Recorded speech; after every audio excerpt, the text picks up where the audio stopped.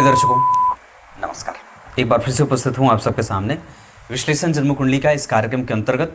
रविवार के कार्यक्रम में आप लोग जो मुझे प्रत्येक दिन प्रतिक्रिया में अपनी कुंडली भेजते हैं और अपना प्रश्न पूछते हैं, उस कार्यक्रम के साथ उपस्थित हूँ, जहाँ मैंने आज 5 लोगों की कुंडलियों का चुनाव किया है। प्रत्येक जन जो अपने डेट ऑफ बर्थ वगैरह जिन्होंने अपने लिखे हैं, उन्हें कार्यक्रम अंतिम तक देखना चाहिए। हो सके तो आप डबल स्पीड पे भी कर सकते हैं, और कार्यक्रम जब देख लें तो निश्चित रूप से लिख दें कि हाँ, मैंने अपनी कुंडली देख ली है, मुझे उत्तर मिल गया है। मुझे लगता है कि इस बार मैंने जो कुंडली चुनी है, इसमें से 1-2 कुंडली मैंने पहले भी शायद चुनी है, मुझे अच्छे से तो याद नहीं है, पर शायद ऐसा है, क्योंकि ऐसा मुझे लग रहा है। पर कल जो मैंने कार्यक्रम बनाया था शुक्रदेव के ऊपर, उसको लेकर के एक प्रतिक्रिया आई थी। पूनम रवि विष्ट, ये मुझे फेसबुक पे भी फॉलो करती हैं और प्रतिक्रिया भी लिखती हैं, बहुत धन्यवाद आपको। आपने लिखा है, यदि चौथे भाव में नीच का शुक्र हो परंतु नवांश कुंडली में उच्च का हो तो क्या प्रभाव होगा पुरुष की कुंडली में। देखिए पूनम जी, सबसे पहले तो कि अगर आपकी कुंडली में चौथे भाव में नीच का शुक्र बैठेगा, यानी कि 6 नंबर की राशि में बैठेगा, तो 6 नंबर की राशि बनेगी तो लग्न बनेगा मिथुन का। और नवांश कुंडली में अगर वो शुक्र उच्च के हो जा रहे हैं तो ये एक अच्छा राजयोग बनेगा, जिसे नीच भंग राजयोग कहते हैं। कोई आवश्यक नहीं है कि ग्रह की जो नीचता है वो लग्न कुंडली में ही खाली भंग होती है, वो नवांश कुंडली में भी समुचित तरीके से अपना नीच भंग करता है और राजयोग बनाता है। योगों का निर्धारण लग्न कुंडली से होता है। नवांश कुंडली में उच्च भंग और नीच भंग देखा जाता है, परिवर्तन आदि देखे जाते हैं, दृष्टियां भी देखी जाती हैं। इस हिसाब से अगर आपकी कुंडली में चौथे भाव में नीच के शुक्र बैठे हैं तो यहाँ 2 बातें निकल के आएंगी कि सबसे पहले तो ग्रह ने अपना नीच भंग किया, क्योंकि वो नवांश कुंडली में उच्च का हो गया, इस वजह से उसके पास पॉजिटिव अपीयरेंस आएगा। और दूसरा, ग्रह किस भाव में नीच का बैठा है। प्रश्न उठता है कि शुक्रदेव किस भाव में नीच के बैठे, तो वो चौथे भाव में नीच के बैठे हैं। और जब वो चौथे भाव में नीच के होंगे तो वो बाकी के अन्य किसी भी भावों में नीच होने से ज़्यादा अच्छी बात होगी कि वो चौथे भाव में नीच के हुए हैं। जैसे अगर सूर्यदेव लग्न में नीच के हैं तो उतने बुरे परिणाम नहीं देंगे जितने कि सप्तम भाव में नीच होकर के उनका बुरा परिणाम देखने को मिलेगा। ठीक उसी तरीके से, क्योंकि शुक्रदेव चतुर्थ स्थान में दिग्बली होते हैं, वो उत्तर दिशा में बलवान होते हैं, और अगर वहाँ ग्रह नीच का हुआ है तो उसमें बहुत ज़्यादा बेचैनी, परेशान होने वाली कोई बात नहीं है।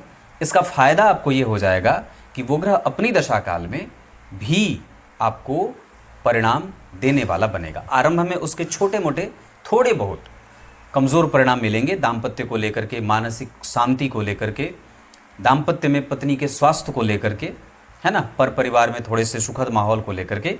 पर जैसे जैसे वो ग्रह आगे बढ़ता जाएगा, जैसे जैसे आप उसकी दशा में जाते जाएंगे, वैसे वैसे उसके अच्छे परिणाम भी मिलते जाएंगे। क्लियर है? मतलब ये अच्छी बात है, इसमें हमें चिंतित होने की कोई बात नहीं है। मुझे विश्वास है आपको ये प्रश्न समझ में आ गया होगा उत्तर। जो पहली कुंडली मैंने चुनी है, इनका नाम है शिवम मिश्रा एडवोकेट। मुझे यही लगता है कि मैंने ये कुंडली पहले भी देखी है, अब बहुत अच्छे से याद नहीं था, इस वजह से मैं ये कुंडली ले रहा हूँ। और ये कुंडली है शिवम मिश्रा एडवोकेट, नाम है इनका, और डेट ऑफ बर्थ है 6 सितंबर 1997 को सुबह 10:10, फतेहपुर, उत्तर प्रदेश। श्रमण, आपने पूछा है राजनीति के योग हैं कि नहीं है। आपकी कुंडली लग्न में तुला राशि बनी है, नवांश में कुंभ राशि बनी है और दशमांशा मीन का बना है। प्रश्न जो आपने पूछा है उसके लिए शनिदेव का बलवान होना अत्यंत आवश्यक होता है राजनीति के लिए, और आपकी कुंडली के 6वें भाव में वो परिवर्तन कर रहे हैं। मतलब गुरु और शनि, गुरु यहाँ बैठे हैं शनि की राशि में, और शनि यहाँ बैठे हैं गुरु की राशि में। मतलब हमारे दिमाग में जो प्रश्न बन रहा है वो, उसमें सफलता बहुत आसान भी नहीं है और बहुत मुश्किल भी नहीं है। मतलब मैं इसे सामान्यतया हाँ के पक्ष में ही जाते हुए देख रहा हूँ। पर एक परेशानी आपके साथ होगी कि आप मन लगा करके काम नहीं कर पाएंगे या रेगुलर नहीं कर पाएंगे। यहाँ पे छोटी सी समस्या आपको आपके पथ से भटकाने पे सफल हो सकती है। इस वजह से हमारे जीवन में कोई भी समस्या है, अगर हम उस पर निरंतरता से काम करते हैं, जो कि मूलतया आपने पूछा कि आप राजनीति में सफल होंगे कि नहीं, और मैंने कह दिया कि हाँ होंगे, पर उतने ज़्यादा नहीं कि बहुत मजबूत योग लगे हैं। ये मजबूत योग नहीं लगा, और ये क्यों नहीं लगा, और आप अगर उसमें कभी असफल होंगे, आधे रास्ते पे जाएंगे और फिर बीच में रुक जाएंगे, ऐसा क्यों हो सकता है? उसके पीछे का एकमात्र कारण होगा कि आपकी कुंडली के चंद्रमा अनस्टैब्लिश हैं, या फिर वो निरंतर गति से आपको मेहनत नहीं करने दे सकते हैं, या ये कह सकते हैं कि आप जिस क्षेत्र में भी लगातार मेहनत करना चाहते हैं उसमें आपको थोड़ी सी डिसकंटिन्यूटी भी देखने को मिलेगी। हमारी कुंडली के चंद्रमा अगर गतिमान नहीं है, मजबूत नहीं है, कमज़ोर हो रहे हों, या फिर फ्रस्ट्रेटेड हो, या वो पापग्रह बन रहे हों, तो निश्चित रूप से हमारे वो दिनचर्या को प्रभावित करते हैं बुराई के रूप में। हम कई बार बहुत ज़्यादा तन्मयता से किसी काम पे पूरा फोकस नहीं कर पाते हैं। अगर आप इसको ठीक कर देते हैं तो फिर आप सफल हो जाएंगे।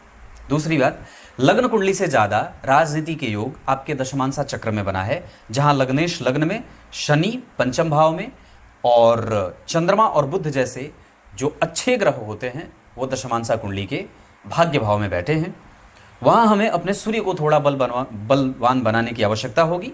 इस वजह से हमें आदित्य हृदय का पाठ प्रत्येक दिन पढ़ना चाहिए, काल भैरव स्तोत्र का पाठ प्रत्येक दिन पढ़ना चाहिए, और साथ ही साथ राम रक्षा स्तोत्र का पाठ प्रत्येक दिन पढ़ना चाहिए। अभी जो हमारी दशा चल रही है इसमें हम राजनीति में पूरे तरीके से मजबूती से उतर सकते हैं, जिसमें सबसे जो अच्छी दशा होगी राजनीति के लिए वो 2026 के नवंबर से आएगी, और लगातार उसके बाद आपके पास बहुत अच्छा समय रहेगा। राजनीति में अगर सफल होना चाहते हैं तो आपकी कुंडली के अष्टम भाव में जहां शुक्र की राशि बनी है, ये जा करके जन्म कुंडली के 12वें भाव में बैठे हैं नीच के होकर के, और आप हैं पुरुष, तो पुरुष की कुंडली में अभी मैंने कल ही कार्यक्रम बनाया है, अगर आपने नहीं देखा होगा तो जाके देखिएगा, कि पुरुष की कुंडली में सम संख्या की राशि के राहु शुक्रदेव अच्छे होते हैं। तो यहाँ पे सम संख्या में बैठे हैं, और 12वें के शुक्र कभी खराब होते नहीं हैं। इस हिसाब से आपकी कुंडली में शुक्रदेव बहुत अच्छे हैं, और मैं समझता हूँ कि अभी भी इनकी जो दशा चली है 2024 के मार्च से, ये भी बहुत अच्छी दशा है। तो हमें पूरा इत्मीनान रख के देवी कवच का पाठ करना चाहिए प्रत्येक दिन, दुर्गा सप्तशती वगैरह में से अगर हो सके तो ये काम आपको कर लेना चाहिए। समझ में आ गई होगी चीज़ें। अगर आपको और भी ज़्यादा इससे बेहतर परिणाम प्राप्त करना चाहते हो तो प्रत्येक दिन कम से कम शिव जी के मंदिर को धोना चाहिए, जितना ज़्यादा हो सके धर्म करिए। और अष्टमेश चूंकि 12वें भाव में नीच के हुए हैं, इस वजह से अपने व्यय को बहुत सावधानी से करना होगा। कई बार आप राजनीति में जैसे उतरते हैं तो आपके चेले चपाटी चमचे इतने हो जाते हैं कि आपके ही पैसे पे उनका घर चलने लगता है। तो ऐसी स्थिति में आपका कई बार धन नुकसान भी हो सकता है, इसमें कोई दो राय नहीं है। ऐसी अवस्था में समाज का जो सबसे निचला वर्ग है, जो समाज का सबसे निचला वर्ग है, जहाँ पे वो गरीबी रेखा के नीचे बिल्कुल आ रहा है, उन लोगों को विश्वास में लीजिए और उन लोगों की सेवा करिए। इससे आपकी कुंडली में शनिदेव जो नीचाभिलाषी हैं और जो अष्टम भाव है जहाँ से मास वोट की बात की जाती है, वो भाव बलवान होगा, और तब जाकर के आपको राजनीति में आपका परचम लहराएगा। वैसे उत्तर प्रदेश के हैं तो वैसे तो मीम्स भी बनते हैं बहुत कि उत्तर प्रदेश के लोग राजनीति में बहुत दिलचस्पी लेते हैं। आइए अब बात करते हैं अगली कुंडली पे। अगली कुंडली है, थोड़ा कंफ्यूज हो रहा हूँ आपने नाम क्या लिखा है, पर देख लीजिएगा प्रोनाउंसिएशन में अगर कुछ गड़बड़ी हो तो। बिंदु जैन मुकेश, यही है शायद। आपने पूछा है कि हेल्थ से संबंधित समस्या है, और ये कुंडली मैंने जो चुनी है ये बिंदु जैन मुकेश जी की कुंडली है। 1 नवंबर 2003 को सुबह 5:05 पाली राजस्थान। भगवान आपकी कुंडली बनी है कन्या लग्न की, नवांश बना है सिंह का और दशमांशा मकर का। लग्न कुंडली के 3 घर खाली हैं केंद्र के। लग्न कुंडली में कन्या लग्न की कुंडली बनती है, लग्न खाली है, लग्न का मान 24 अंश का है। चतुर्थ स्थान में धनु राशि बनती है जिसके अधिपति 12वें हैं, और राहु यहाँ बैठ करके उनको देख रहे हैं। तो जरा सोच के देखिए, चतुर्थ स्थान के स्वामी 12वें और राहु अष्टम भाव में बैठ करके 12वें भाव पे, और गुरु यानी कि चतुर्थ भाव को देख रहे हैं, और चतुर्थेश को, दोनों को। इस हिसाब से आपके जीवन में इस राहु के कारण, जिसकी अभी दशा चल रही है वर्तमान में और लगातार अभी चलेगी, 2037 तक चलेगी, इस राहु के कारण आपके जीवन में किसी न किसी तरीके से कोई ना कोई परेशानी बनी रहेगी, क्योंकि ये राहु आपसे आपको छीनना चाहते हैं। या इसका दूसरा अर्थ ये कहूँगा कि यहाँ के राहु जो अष्टम भाव में बैठे हैं, ये आपको किसी भी तरीके से आपका मन शांत नहीं रहने देना चाहते। ये चाहते हैं कि आप निरंतर कुछ न कुछ चिंता में लगे रहें। और यहाँ के राहु के बारे में मैंने एक कार्यक्रम बनाया था, आपने नहीं देखा है तो देख लीजिएगा। राहु केतु से संबंधित कार्यक्रम प्लेलिस्ट बना हुआ है, उसमें मैंने एक बात कही थी, जो थंबनेल है कि अर्श से फर्श पर पहुंचा देते हैं इस तरह के राहु, इस भाव में बैठे राहु। अष्टम भाव के राहु के बारे में ही मैंने उस भाव में चर्चा की थी उस कार्यक्रम में। यहाँ के राहु आपको किसी भी तरीके से मानसिक रूप से इतना विक्षिप्त, परेशान, भ्रमित कर देते हैं कि व्यक्ति को कुछ भी नहीं है फिर भी उसको लगेगा कि मैं बहुत बीमारी लेकर के बैठा हूँ। पहले तो हमें खुद को ये मनाना है, खुद को ये समझाना है कि नहीं, मैं बिल्कुल स्वस्थ हूँ, जो आपका मन और आपकी बुद्धि को मजबूत करने से होगा। और दूसरा, ये जो छोटी मोटी परेशानी है, इससे हमें बहुत ज़्यादा घबराने की बात नहीं है, क्योंकि हमारी राशि पे 7.5 है और राहु की दशा है, तो 2 तरीके से परेशानी मिल गई। गुरु जो आपकी कुंडली में मानसिक स्थिरता के स्वामी हैं भाव के, वो 12वें चले गए हैं, राहु केतु के संपर्क में हैं, सूर्य भी राहु और केतु के संपर्क में हैं, चंद्रमा भी कहीं ना कहीं राहु केतु के संपर्क में है, क्योंकि चंद्रमा से 4 घर आगे राहु और 4 घर पीछे केतु बैठे हैं। तो सूर्य राहु और केतु के संपर्क में आ गए, बुध राहु और केतु के संपर्क में आ गए, चंद्रमा राहु और केतु के संपर्क में आ गए, गुरु राहु और केतु के संपर्क में आ गए। याद रहे, आपकी कुंडली के बहुत सारे ग्रह जब राहु और केतु के प्रभाव में आ रहे हैं, इसका अर्थ होगा कि हमें बहुत ही ज़्यादा अतिरिक्त सावधानी की आवश्यकता है, और हम बहुत सावधान नहीं हैं। वो ग्रह हमें रखना ही नहीं चाहता है। लाजवर्त धारण करिए, घी का दान करिए, तेल का दान करिए, काले तिल का दान करिए, दूध का दान करिए, उड़द का दान करिए। इसके अतिरिक्त अभी शिव जी की विशेष पूजा करिए, अभिषेक वगैरह होता रहे, कुशा के जल से अभिषेक करते रहिए। इसके साथ साथ सूर्य नमस्कार करिए, प्राणायाम जो व्यायाम होता है सूर्य नमस्कार वो करिए, खूब भागिए, खूब दौड़िए, खूब मतलब अपने आप को भ्रमण में रखिए। और ये कुंडली अभी जिस दशा काल में चल रही है उसके आधार पर अभी आपको 2027 के जुलाई तक ये राहु में शनि चलने वाले हैं, तब तक ये आपको परेशान रखेंगे। विशेषतया ये आपके लाभ को कमज़ोर कर रहे हैं। आपको मेहनत तो खूब करनी पड़ रही है, पर उसके हिसाब से परिणाम नहीं मिल रहा है, और इसका कारण है कि राहु और शनि का जो संबंध है, जरा गौर से समझिए। तो राहु आपकी कुंडली के अष्टम भाव में बैठे हैं, और इस कन्या लग्न की कुंडली के लिए रोग भाव के स्वामी दशम में बैठ करके चतुर्थ को देख रहे हैं, और चतुर्थ भाव पे शनि राहु सबका प्रभाव है। और जन्म कुंडली में शनि राहु ही का प्रभाव नहीं है, बल्कि मंगल का भी चतुर्थ भाव पे प्रभाव है। आपकी कुंडली में यहाँ गुरु की राशि बनी, गुरु 12 में बैठ गए, राहु के बारे में मैंने बताया, मंगल भी यहाँ से देख रहे हैं और शनि भी यहाँ चतुर्थ भाव को देख रहे हैं। अपने वास्तु की पूजा करिए। अपने जिस घर में आप निवास कर रहे हैं उस घर में सोने का जो स्थान है उसको ठीक करिए, बदलिए। सर जो है वो दक्षिण की तरफ रख सकते हैं। समय पे सोने जागने का नियम बनाइए, नियमित दिनचर्या का पालन करिए, गंगा जल का सेवन करिए, रविवार के दिन दान करिए, और नित्य प्रति किसी मंदिर को धोने का जिम्मा उठाइए। इतना ही नहीं, उस मंदिर को जो धूप जलता हो, धूप जो भगवान को जलता हो, उसका पूरा खर्चा महीने भर का आप उठाइए। औषधियों का सेवन करिए, शहद हो जाए, हल्दी हो जाए, अदरक हो जाए, मसाला खड़ा हो जाए, इन सभी चीज़ों पे फोकस बढ़ाइए। क्लियर है? अभी लेकिन आप परेशान 2027 के जुलाई तक रहेंगे, जब तक कि राहु में शनि का अंतर खत्म नहीं हो जाता है, क्योंकि रोगेश है, और रोग भाव के अधिपति जब जन्म कुंडली के चतुर्थ भाव पे देखेंगे, गुरु को देखेंगे, तो ऐसी परेशानियां होती रहेंगी। बाकी आपकी कुंडली में एजुकेशन बहुत अच्छी है, और आपके आने के बाद आपके पिता के बल में वृद्धि हुई है, और निश्चित रूप से आपके बच्चे के जन्म होने के बाद भी आपका भाग्य बढ़ेगा। और आपकी कुंडली धन के मामले में, सुख के मामले में, बुद्धि के मामले में, मानसिक शांति के मामले में कमज़ोर नहीं है। ये सिर्फ दशा के कारण ऐसा हो रहा है। चतुर्थ भाव को आपकी कुंडली में शुभ करते ही लगा है। सूर्य, बुध और राहु यहाँ बैठे हैं, केतु।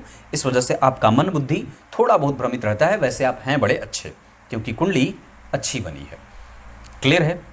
अगली कुंडली जो मैंने चुनी है ये है रॉक ANI 4429, मतलब डेट ऑफ बर्थ इनका जो भी है वो है 31 जनवरी 1993, 22:28, अगरतला, त्रिपुरा।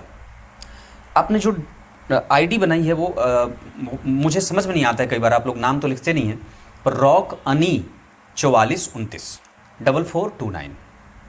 और आपने पूछा है आपकी कुंडली तुला लग्न की है, नौमांस भी तुला का है और दशमांसा भी तुला का है। एक बात मैं आपको लिख दूं गारंटी से कि आपकी कुंडली 100% सफल है। इस कुंडली को जीवन में दूसरों के कारण परेशानी हो सकती है। कई बार होता है हम स्वयं से परेशान हैं और हमारी परेशानी की मूल जो बिंदु है वो हम पे ही है। मेरे जीवन में जितनी समस्या आ रही है उसका अंत मेरे ही पास है, ये तो सभी जानते हैं। पर कई बार हमारे जीवन में जितनी समस्या आती है जो वो किसी दूसरे के द्वारा आती है, वो बहुत ज़्यादा हेडेक देने वाली होती है और वो कई बार आपके डिग्रेडेशन को ले जाने वाली होती है। जबकि ये जो कुंडली है इसको अगर अकेले कर दिया जाए तो बहुत सुखी है। और ये कुंडली बहुत अच्छी कुंडली है चरित्र के मामले में, बुद्धिमत्ता के मामले में, धर्म के मामले में, दर्शन के मामले में, तर्क के मामले में, ज्ञान के मामले में, अपने कर्तव्यों के निर्वहन और उसको पूरा करने के मामले में। इसको समस्या सिर्फ बगल वाले से हो रही है, हो सकता है परिवार के सदस्यों से होती हो, इसमें कोई दो राय नहीं है। हो सकता है कि आपको लोग समझ नहीं पा रहे हैं और उसके पीछे का कारण यह है कि आपकी कुंडली के गुरु 12वें हैं, कन्या राशि में वक्री हैं, केतु से दृष्ट हैं। तो आपका जो व्यक्तित्व है वो खुल करके लोगों के सामने आ नहीं रहा है। या ये भी है दूसरा उसका कि कई बार हम जो सोच रहे हैं वो बहुत अच्छे तरीके से सामने वाले को बता नहीं रहे हैं, या हम लाख लोगों को दे रहे हैं, उनका खर्चा दे रहे हैं, उनका भार उठाए हुए हैं, पर फिर भी वो हम पे भारी है। हम बहुत ही न्यूट्रल हैं और बहुत ही सामान्य बने हुए हैं। तो कई बार हमारे सीधेपन का भी लोग गलत फ़ायदा उठाते हैं। सोसाइटी है, इसमें कुछ भी संभव है और कोई ज़रूरी नहीं है कि सब आपके जैसे सीधे हैं। तो आपको अपनी सुरक्षा का विशेष ख्याल स्वयं से रखना होगा। आप चाहे जो भी हैं, मैं आपको एक बात कह दूं, आपकी कुंडली का लग्न मान 0 डिग्री पे बैठा है। इस वजह से आपको अपने आप को थोड़ा गंभीर बनाना होगा, थोड़ा शांत रहना होगा, अपनी वैल्यू बढ़ानी होगी, उस पर काम करिए। इसके साथ साथ हमें बहुत ज़्यादा किसी को प्रूफ करने की कोई आवश्यकता नहीं है अपने आप को किसी के सामने। मतलब मूलतया मैं आपको जो समझाना चाहता हूँ, आप समझ गए कि अपने आप पे काम करिए, अपने आप को गंभीर बनाइए, प्रस्तुत करिए और अपनी छवि पे काम करिए, आपका ऑरा मजबूत हो। क्योंकि कई बार लोग आपको सीरियस नहीं ले रहे हैं और बहुत सरल आपको समझ ले रहे हैं। इस वजह से आपके जीवन में ज़्यादा परेशानी है जब तक आप अपने ऊपर काम नहीं करेंगे। दूसरी बात है कि अभी आपके ऊपर से दशा भी राहु की चल रही है और ये तुला लग्न की कुंडली है जहाँ पे शुक्रदेव नवम 6वें भाव में बैठे हैं उच्च के। तो तुला लग्न की कुंडली में शुक्रदेव यहाँ बैठे, इस वजह से बहुत सामान्यतया इस कुंडली को नौकरी बहुत जल्दी मिल जाएगी। आपने लिखा भी है कि आप नौकरी में हैं। व्यय गलत जगह पे कभी नहीं होगा, पर घर में कलह का वातावरण आपकी कुंडली में यहाँ सूर्य, शनि और बुध के कारण हो रहा है। इस वजह से परिवार में शिव जी की पूजा की जाए, परिवार के प्रत्येक सदस्य एकादशी का व्रत करे, पूर्णिमा की घर में कथा पूजा हो, भगवान नारायण की उपासना की जाए। शाम के समय परिवार का प्रत्येक सदस्य एक शांत एक जगह पे बैठे, थोड़ी सी चिंतन हो, बातें हों एक साथ बैठ करके, और उसी बीच में रामचरितमानस का एक पेज पढ़ा जाए। प्रत्येक दिन परिवार का कोई एक सदस्य पढ़े और ये बहुत गंभीरता से लागू करना होगा। अगर ऐसा नहीं करेंगे तो मैं आपको बता देता हूं कि आने वाले समय में आपका परिवार तितर बितर हो जाएगा। और ये लिख के मेरी बात ले लो, लिख दो मेरा नाम नकुल पाराशर। ऐसा अगर नहीं करेंगे, अगर घर में पूजा पाठ का माहौल विकसित नहीं होगा, परिवार छिन्न भिन्न हो जाएगा। आप कहीं और रहेंगे, पत्नी के साथ कहीं और जाएंगे, विवाह होगा कल, तो परिवार के लोगों में एक तरीके से देखें तो एकजुटता नहीं रहेगी। क्योंकि कहीं ना कहीं जब जन्म कुंडली के चतुर्थ स्थान में सूर्य और शनि का प्रभाव रहेगा, जबकि तीनों ही ग्रह सूर्य, शनि और बुध वहाँ बैठे हैं, यहाँ पे तीनों अच्छे नहीं होते हैं। जो परिवार को दूर ले जाना चाहते हैं, भटकाना चाहते हैं, उसमें भेद पैदा करना चाहते हैं। इसमें एकमात्र साधन है परिवार के लोगों को इकट्ठा रखा जाए। माता पिता का यह कर्तव्य होगा कि आप परिवार के प्रत्येक सदस्य को शाम के समय या सुबह के समय एक साथ एक टेबल पे खाना खाएं, एक साथ बैठ करके समय बिताएं, आधा घंटा, 45 मिनट, 15 मिनट एक साथ मंथन हो। यही आपके घर में नहीं हो रहा है और ये मैं गारंटी देता हूं कि अगर ये नहीं शुरू करेंगे तो आने वाले समय में जैसे ही आपकी कुंडली में राहु में 26 आएंगे, 2026 में राहु में केतु, तो ये मानसिक उन्माद इतना बढ़ जाएगा कि फिर लोग एक दूसरे को देख करके जलने लगेंगे। जो परिवार के लोग एक दूसरे की प्रगति से नहीं जलते वही आपके घर में होने लगेगा। इस वजह से स्वीकार करिए, नारायण की पूजा करिए, सत्यनारायण भवन की कथा कहाइए, एकादशी का व्रत सभी परिवार के सदस्य करें, एक साथ बैठ करके मंथन करें प्रत्येक दिन और रामचरितमानस का पाठ करें। इससे ज़्यादा बढ़िया अगर कुछ करना चाहते हैं तो कुछ है ही नहीं करने को। दूसरी बात अगर बता दूं तो अभी आपके ऊपर से राहु की दशा चल रही है। स्वयं को थोड़ा अकेलेपन में लेके जाइए, शांत रहिए, भगवान के मंदिर का दर्शन करिए, नित्य प्रतिदिन भगवान के पास जाकर के साष्टांग प्रणाम करिए, है ना वो बात, तीर्थकोटि सहस्त्राणी तीर्थकोटि शतानी च वाली।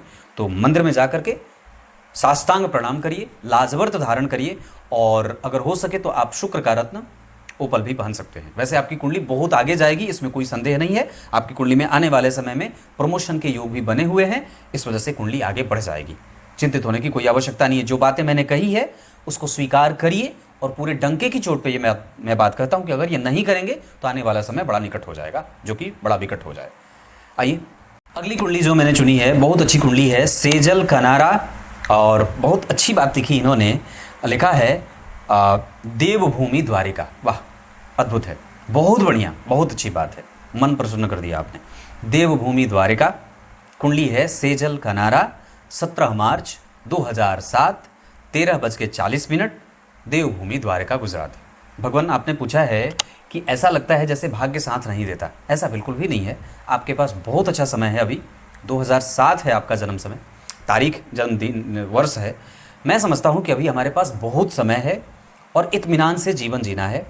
मैं आपको एक उदाहरण दूँ छोटा सा, कि अगर किसी को कैंसर हुआ है, मान के चलिए, और उसके पास टोटल 5 वर्ष का समय है, या 10 साल का समय है, या 2 साल का समय है, एक आंकड़ा रख लेते हैं। अगर उसके पास कोई विद्वान व्यक्ति जाता है और पूछता है कि वो उससे बताता है कि मुझे कैंसर है या ऐसी बीमारी है जो जानलेवा है, अब मेरे पास, मुझे डॉक्टर ने मुश्किल से 2 साल का समय दिया है, तो मुझे क्या करना चाहिए, तो सामने वाला उससे, जो विद्वान व्यक्ति था, कहता है कि ये 2 साल का समय आपके पास बचा हुआ है, जी भर के अच्छे से जी लो। तो पर ये जो बात उसने कही कि 2 साल का समय आपके पास है, आप इसे जी भर के जी लीजिए, पर मैं समझता हूँ कि हमारे जीवन को जीने के लिए किसी कैंसर जैसे या किसी भयानक बीमारी की कोई आवश्यकता नहीं है। आप अगर बहुत अच्छे तरीके से जीवन को समझना चाहते हैं तो, और उसको जीना चाहते हैं, तो उसके लिए किसी भी ऐसे बीमारी की कोई आवश्यकता नहीं है। हमें ये बात बहुत इत्मीनान से अपने दिमाग में डालनी चाहिए कि हमारे पास परमात्मा ने बहुत अभूतपूर्व शक्तियाँ दी हैं, हमें बहुत सकारात्मक बनाया है, हमारे पास संभावनाएं दी हैं, और हम बहुत ज़्यादा सकारात्मक हैं। हम वो सारे काम कर सकते हैं जो भी परमात्मा के बनाए गए संसार में किसी अन्य व्यक्ति के द्वारा किए जाते हैं, है ना। तो अभी 2007 के हैं आप, अभी 17 साल की आयु में इस प्रकार का दिमाग में ऐसी कोई बात रखना कि मैं जो सोचता हूँ वो नहीं होता, ऐसा आपको नीचे लेके जाएगा। ऐसा नहीं सोचना है। मन और बुद्धि में अंतर स्पष्ट करिए। मन डरता है, बुद्धि को चालाक बनाइए, बुद्धि को विद्वान बनाइए।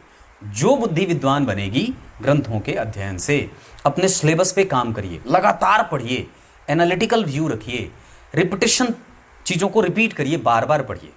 और आपकी कुंडली में जो आपने बात कही है कि मेरा भाग्य साथ नहीं देता, ऐसा मैं जब कभी सोचता हूँ कि मुझसे जो चीज़ सोचता हूँ वो मुझसे दूर चली जाती है, तो ऐसा मैं तो नहीं कहूँगा, ऐसा आप सोचते हैं। एक ज्योतिषी होने के नाते मैं तो ऐसा बिल्कुल भी नहीं कहूँगा। हाँ, मैं इतनी बात जरूर कहता हूँ कि कई बार हमारे कर्म, जिस चीज़ को हम अपना लक्ष्य बनाते हैं, उसके हिसाब से उतने मजबूत नहीं होते, या उतने परिपक्व नहीं होते, या वक्त के हिसाब से वो होते हैं। क्योंकि अभी हमारी अवस्था छोटी है, तो अभी हमारे पास बहुत अच्छा समय है अपने आप को देने के लिए। हाँ, बस ये बात समझनी है कि हम जो समय हमें परमात्मा ने दी है, जो हमें भगवान ने हमारे दिए हैं, जो हमारे ठाकुर जी ने हमें दिया है, उसमें हम अपने आप को कितना देते हैं और गलत और गंदी चीज़ों के लिए कितना देते हैं। आपकी कुंडली में ये कुंडली बनी है मिथुन लग्न की, जहाँ 9वें भाव के स्वामी शनिदेव बनते हैं, द्वितीय भाव में बैठे हैं शत्रु की राशि में, और द्वितीय भाव के स्वामी चंद्रदेव बनते हैं जो बैठे हैं भाग्य भाव में। ये परिवर्तन योग है। 2 शत्रु ग्रह चंद्रमा और शनि आपस में परम शत्रु होते हैं। इन लोगों ने आपस में परिवर्तन कर लिया है, और भाग्य भाव में बुध और चंद्रमा बैठे हैं, जहां बुध नीचा विलासी हो रहे हैं। राशि कुंभ की बनी है, जिसपे अभी चल रही है 7.5। एक तो वहां राहु बैठ गए, और जिस राशि में राहु बैठे उस भाव का अधिपति स्वयं शत्रु की राशि में बैठा है, परिवर्तन में है। तो अब इसको आपको मैं समझाने के लिए एक बात कह दूं कि मैं आपके जगह पे आ गया, आप मेरे जगह पे आ गए, तो चीज़ें तो बिल्कुल ही हैं। बहुत अच्छी बात है कि हम दोनों आपस में परिवर्तन कर रहे हैं, पर परिवर्तन कर रहे हैं, अपने जगह पे नहीं बैठे हैं। परिवर्तन राजयोग से बहुत ज़्यादा अच्छा राजयोग स्वग्रही का होता है, कि अपने ग्रह अपनी राशि में बैठा है। परिवर्तन का अर्थ होगा कि मुझे आपके पास जाने में समय लगेगा, आपको मेरे पास आने में समय लगेगा। चंद्रमा को शनि के घर में जाने में समय लगेगा, शनि को चंद्रमा के घर में आने में समय लगेगा। और ये जो टाइम पीरियड है, इसी टाइम पीरियड के कारण आपको दिक्कत हो रही है। बहुत ध्यान से समझिए, मैं जो प्रैक्टिकल व्यू से समझाना चाहता हूं कि ये जो चंद्रमा ने अपना स्थान बदला है शनि के साथ, और शनि ने अपना स्थान बदला है चंद्रमा के साथ, ये दोनों आपस में जो गए हैं एक दूसरे के घर में, ये जो उनकी गति है ना, वो धीरे धीरे है। इस वजह से ही आपको ऐसा लगता है। और चूंकि आपने शिकायत किस भाव से की है? भाग्य भाव से। और ये घटना कहां हो रही है? भाग्य भाव में। तो मैं आपको कहूँ कि जीवन में कुछ भी चीज़ जो होती है वो बिल्कुल ऐसे ही कभी भी नहीं होती है। हमारे ठाकुर जी ने हमें बहुत सारी चीज़ें दी हैं, उसमें थोड़ी सी कमज़ोरी दे दी है और कहा है कि मैं तुम्हें बुद्धि देता हूँ, मैं तुम्हें ज्ञान देता हूँ, मैं तुम्हें संसाधन देता हूँ, उसका तुम समुचित तरीके से सही तरीके से इस्तेमाल करो। हमें डरना नहीं है, बस ये डर हमें निकालना होगा। हमारी कुंडली में हमारे राशि के ऊपर से शनिदेव का गोचर चल रहा है जो 7.5 बना रहा है, इसके कारण हम परेशान हैं। और एक तो हमारी कुंडली में दशा गुरु की चल रही है, पीछे राहु की दशा बीती है। पीछे जब हम 2023 के नवंबर तक जब तक थे, हमारी कुंडली में राहु की दशा थी, तो उस दौरान हमारा मन वैसे भी विक्षिप्त रहा, पर उस राहु की दशा ने हमें निश्चित रूप से ये बात बताई कि हमें ये करना है। राहु की दशा ने आपको लक्ष्य दिया है, गुरु की दशा उस लक्ष्य तक जाने के लिए मार्ग दे रही है। तो कंटिन्यूअस काम करिए और अब गुरु की दशा में आपको परिणाम मिलेगा और निश्चित रूप से आपको आपका परिणाम मिलेगा, इसमें कोई संशय वाली बात नहीं। जो भी आप चाहते हो, जो भी बनना चाहते हो, आपने IAS IPS या स्टेट गवर्नमेंट के बारे में पूछा है, आप कोशिश करिए। लग्नेश भाग्य भाव में बैठे हैं, गुरु नौकरी के घर में बैठे हैं, इसमें कोई संदेह नहीं है कि आपका चरित्र, आपकी बुद्धि, आपका बल और आपका ऐश्वर्य आपके साथ खड़ा है। दशम स्थान में सूर्य बढ़िया बैठे हैं, द्वितीय स्थान में गुरु की दृष्टि जा रही है, उच्च की दृष्टि जा रही है, इस वजह से संभावनाएं बहुत मजबूत हैं। मन लगाइए, काम करिए और जैसे ही गुरु में शनि आएंगे 2025 के दिसंबर के बाद, तब आपका भाग्य बढ़ेगा और भाग्य का बल आगे बढ़ जाएगा, तब परिवर्तन राजयोग का फायदा मिलने लगेगा। अभी चूंकि वो दोनों ग्रह एक्टिव है नहीं, इस वजह से आपको फल नहीं मिल रहा है और परिवर्तन के कारण थोड़ा विलंब भी हो रहा है, मैं ऐसा कह सकता हूं। इसमें कोई दो राय नहीं है कि जो ग्रह अपनी अपनी राशि में बैठा है तो उसको एक्टिव होने में समय नहीं है, वो ठीक है अपने भाव में बैठा है, पर परिवर्तन में है, मतलब थोड़ा सा समय तो लेगा, क्योंकि वो परिवर्तन कर रहा है, एक दूसरे के घर में जा रहे हैं ग्रह, इस वजह से ऐसी चीजें होती हैं। पर वैसे आप सफल निश्चित रूप से होंगे। दशमांशा कुंडली में योग आपको कभी भी असफल नहीं कर रहा है और आप कभी भी अपने कर्म क्षेत्र से उदास नहीं हैं। मन लगाइए, काम करिए। बाधकेश की दशा है, इस वजह से थोड़ी थोड़ी बाधाएं आएंगी, अपनी दिनचर्या पे काम करिए। और एकादशवें भाव में शुक्र विषम संख्या की राशि में बैठे हैं, इस वजह से हमें मेहनत ज़्यादा करनी होगी, करने की आवश्यकता है। बहुत अच्छा समय 2025 के दिसंबर से आ रहा है, दम लगाइए। आइए अब अगली कुंडली पे लेकर और कुछ उपाय बता देता हूँ। एक आप सबसे ज़्यादा जो बढ़िया कर सकते हैं वो आप गुरु का रत्न पहन सकते हैं, पुखराज। इसके साथ साथ आप अगर चाहें तो इस कुंडली के लिए बुध का रत्न भी पहन सकते हैं। इसके अतिरिक्त बुध का रत्न नौमांश कुंडली के आधार पर भी बनता है, मेष लग्न की कुंडली बनती है। बुध का रत्न और गुरु का रत्न आपको किसी भी अवस्था में सूट करेगा, आप आराम से पहन सकते हैं। दशमांशा कुंडली के आधार पर भी आपकी कुंडली में बुध का रत्न बनता है, आप वो पहन सकते हैं। गुरु की दशा चली, इस वजह से दोनों ही दशाओं में आप ये दोनों ही ग्रह इस दशा काल में रत्न पहन सकते हैं। सूर्य को अर्घ दीजिए और सूर्योदय के बाद बिल्कुल भी मत जगिए, सुबह सबसे पहले जग जाइए। 5:30 बजे किसी भी अवस्था में प्रत्येक मौसम में जग जाइए, ऋतुकाल जो भी हो। इसके अतिरिक्त नौकरी भाव में गुरु बढ़िया बैठे हैं, परेशान होने की कोई आवश्यकता नहीं है। मंगल उच्च का बैठा है, इस वजह से आपका रिसर्च बहुत अच्छा है, डीप थॉट बहुत अच्छी है, आप सच में बहुत अच्छे मेहनती हैं। आपने जो बात लिखी है मैं उससे स्वीकार करता हूँ और उसमें मैं मानता भी हूँ। पर समस्या पीछे राहु की दशा और अभी बाधकेश की दशा है। विवाह वगैरह का सुख आपकी कुंडली में ठीक है, इसको लेकर के चिंतित मत होइए, दम लगाइए।